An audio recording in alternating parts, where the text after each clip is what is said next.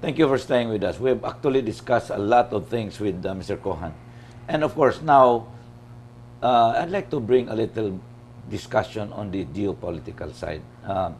First, we know that Menachem Begin and Anwar Sadat signed that peace accord.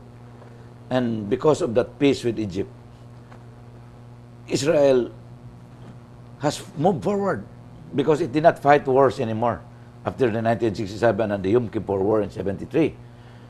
And since then, that relationship has been very, very, very, I would say, normal. I would say normal. But with the Arab Spring and Mubarak out, what do you perceive is the situation now between Israel, especially now that the Muslim Brotherhood has become what you call a political factor in Egypt? Well, first you have to see that the peace treaty with Egypt brought peace between governments, but not peace or exchange between people. And this is a real problem. This is a real problem because it's not the U.S. and Canada or the U.S. and Mexico. Yeah. It's the U.S., it's Israel and Egypt. So there is really no prospects to take this relationship forward. It's a cold peace, we call it. Now, in the Middle East, unfortunately, it's the land of the lion or the lamb. Yeah. And sometimes the status quo is a convenient place to be. With Mubarak out, although I wish personally for democracy, freedom for the Egyptians, freedom for the women of the Middle East, which is unfortunately overwhelmingly oppressed Yes. class of people, and the Christians of the Middle East, the democracy will come. But voting does not mean democracy, and the problem is who will come next. Yes. That's what makes the status quo a comfortable situation. I'm not so positive about what will happen in the future. In one side, I hope for the best. On the other side, I have to be pragmatic and realize that it's still unfriendliness. There is still a anti-Israel rhetoric that is fundamentally anti-Semitic. You gotta keep in mind the two books that they're mostly sold in the Arab countries and very popular is Mein Kampf and the Mein Kampf of Hitler. Yes, and the Protocols of Elders of Zion, and not math books or history books. There is a strong campaign of delegitimizing the state of Israel and Jewish history, and this has two functions for these Arab regimes. The first one is to continue with the outstanding anti-Semitic politics against somebody that it could be a great neighbor, a great commercial neighbor, a great touristic neighbor.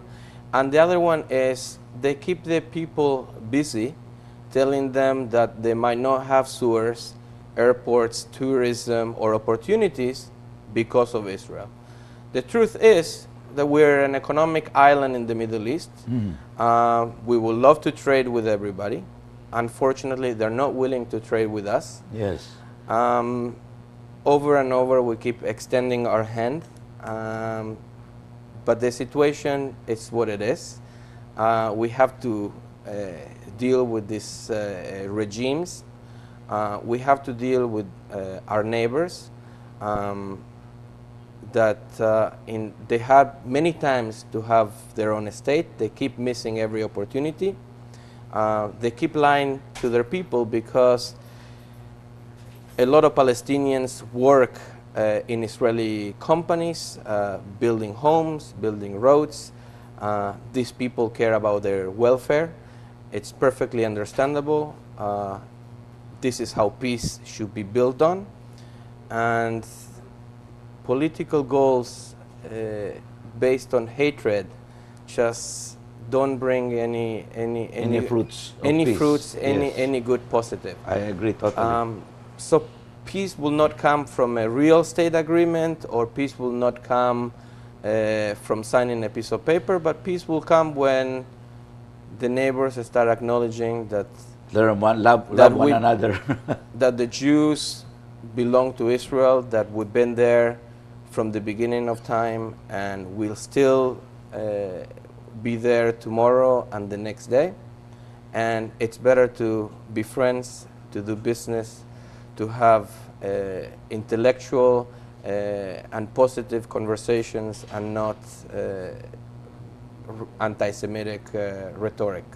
Well, the message of a Jew, the most famous Jew of all, Jesus Christ, is to love one another, regardless of because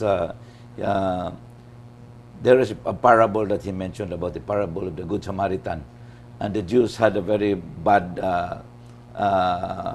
relationship with the Samaritans, and he used that parable in order to teach to love one another, to each one, regardless of your political affiliation. But anyway, Of course, and Israel, as a Jewish state, keeps putting the other cheek over and over Yes. and over again. yes, and that's still our teaching of the Jewish Jesus Christ. That's my point. Anyway, Iran. Iran might be the flashpoint.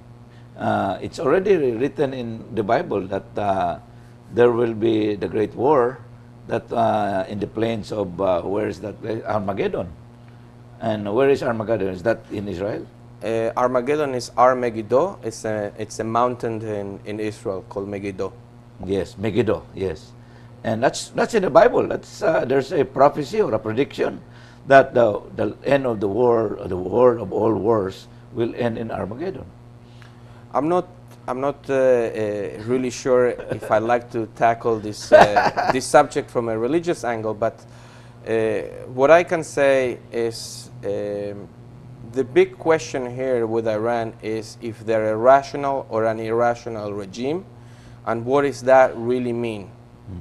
The other one aspect of the relationship with Iran is Iran's aspirations.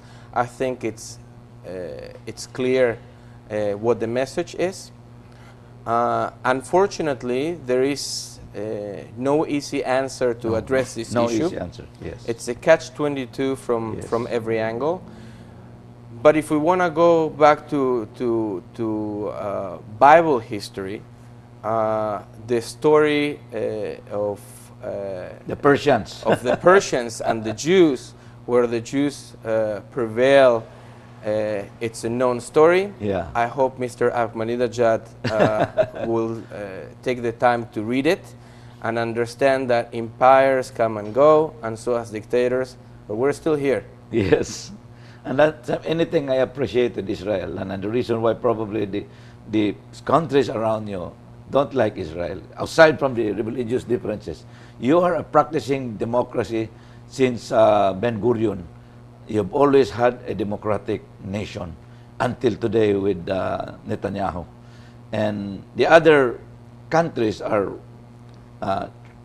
heads of tribal leaders. This is the House of Sod or the Jordan. Except now, maybe is Syria, which is not, Syria is now controlled by a dictatorship. Mubarak is gone, and Libya is sort of removed their own. They have their own problems, no? They have their own problems. They blame their problems on us. The reality is that there will be more friction with our neighbors because we prosper and they don't. This creates friction. We cannot stop prospering. They should start thinking about prospering themselves. We were willing to help, I'm sure, the government or the business people, but the reality is that the Israeli economy is as big as all its neighbors combined. Correct. And the problem here is the attitude, not the end result. If people are willing to prosper, they will They will open up to more liberal ideas. This will give freedom to the people, the right freedom, not the next dictator, you know, with a different face. Freedom to minorities, especially Christians and women.